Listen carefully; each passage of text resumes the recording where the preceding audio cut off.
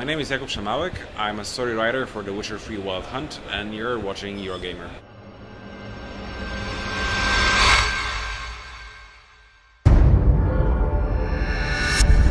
Greetings gamers, I'm Ian from Eurogamer, and at this year's Gamescom I was blown away by a 15-minute demo of The Witcher 3 Wild Hunt. I wasn't able to get any footage of the demo to share with you. CD Projekt are keeping it tightly under wraps for now, but I did get to speak to Jakub Szamałek, a story writer on the game, so I asked him to explain to you guys what they were showing off.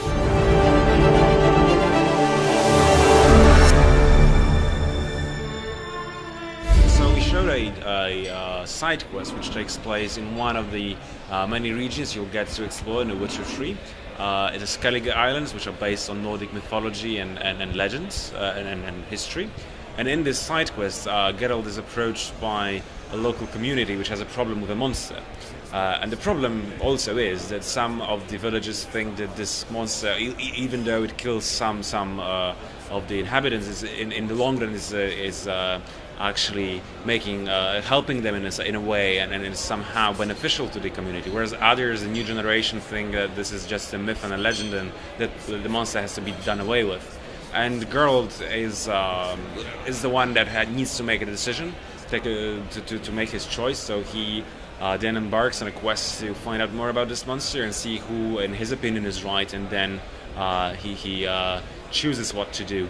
The outcome of that mission was rather unexpected, wasn't it? And it showcased the fact that the choices in the Witcher games are never really black and white. That's a hallmark of our franchise, and that's something that we're definitely sticking to in the third installment of the Witcher series. So the choices are never easy. They're never obvious between white and black and good and bad. It's always choosing the lesser evil.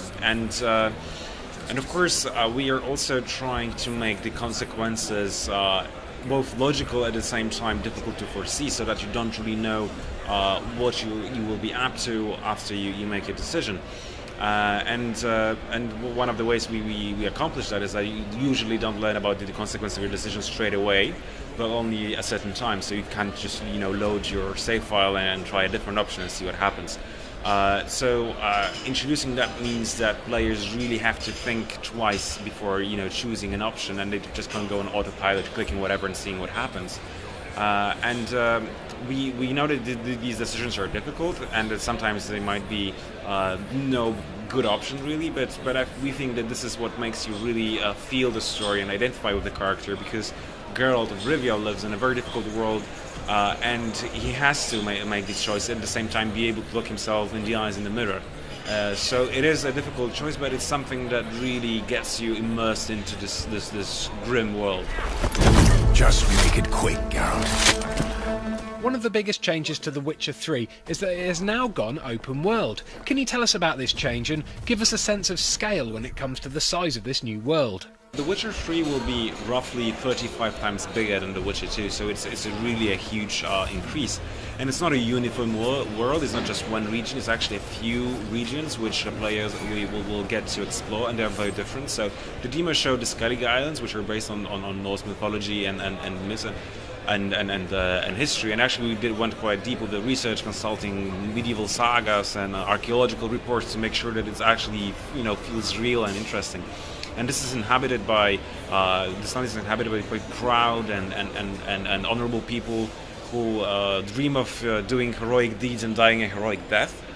And then, on the other hand, you have regions such as the No Man's Land, which is a land ravaged by wars, sparsely populated by small and close-knit communities which are very distrustful of the newcomers, where people are trying to make ends meet in a land which has been devastated by the war in a very extreme conditions, and they don't care about honor at all. They care about what to put in their pot the next day.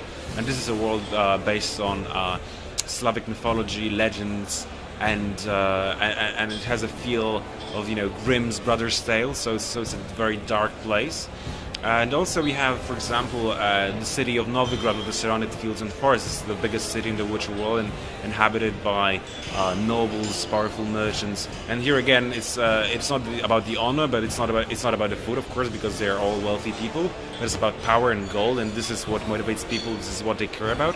So in each of these locations, you will see different places, very different environment, inhabited by people who think differently, have different aims, and are shaped by different cultures. So even though it's a huge world, we didn't go for a uniform environment, but something that is really diverse and will keep you interested in spite of its length and size. 35 times bigger than The Witcher 2 is a pretty epic size. What kind of things have you done to make sure traversing this huge land isn't one long, boring hike across barren terrain? First of all, we knew that creating such a big world means that we need to add new ways of exploring it. So now a Geralt of Rivia can not only run and walk, but he can also ride a horse or sail a boat.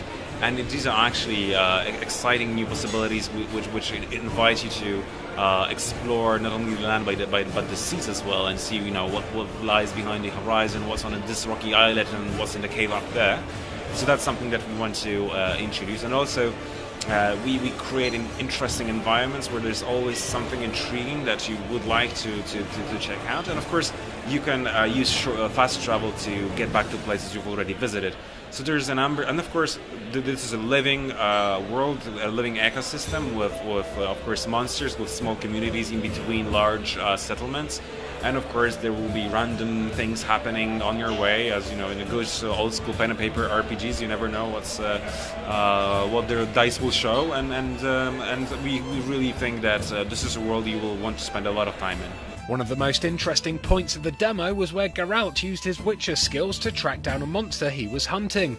Monster hunting is also new to the series, and there's now a whole new philosophy surrounding how monsters are fought in this game. Can you tell us a bit about that? Again, in the small world of The Witcher 2, it was fine to have a simplified mechanic for fighting monsters. So, witches, of course, are monster slayers, and it's a part of their life and the job to go and help local communities with monsters which are pestering them. And in The Witcher 2, we just grab a contract and then go for a particular monster that the contract was for. And it was fun, but it was sort of a simple sort of gameplay. And here we go beyond that, and we create a system which allows you to feel more like a Witcher, and also makes monster more interesting and more intriguing. So when you get a contract, you don't actually know what exactly you're facing, because the villagers that you're helping out do not have the same knowledge you do. So we advise the player, that this is not obligatory, to actually learn more about your opponent they're supposed to defeat, so that they can talk to witnesses about what they saw, they can examine the bodies of the victims to see how they have been killed, they can look at the footprints, the claw markings, and then having amassed all these bits of information, they can combine them and use the Witcher knowledge to identify the opponent they're targeting. And then, knowing its strengths and weaknesses, they can prepare for the fight and win it. And this is especially important since we won't be scaling our opponents. So even in the early stages of the game, you can bump into monsters which will be really tough opponents. So it's well advised that you feel respect for them and prepare.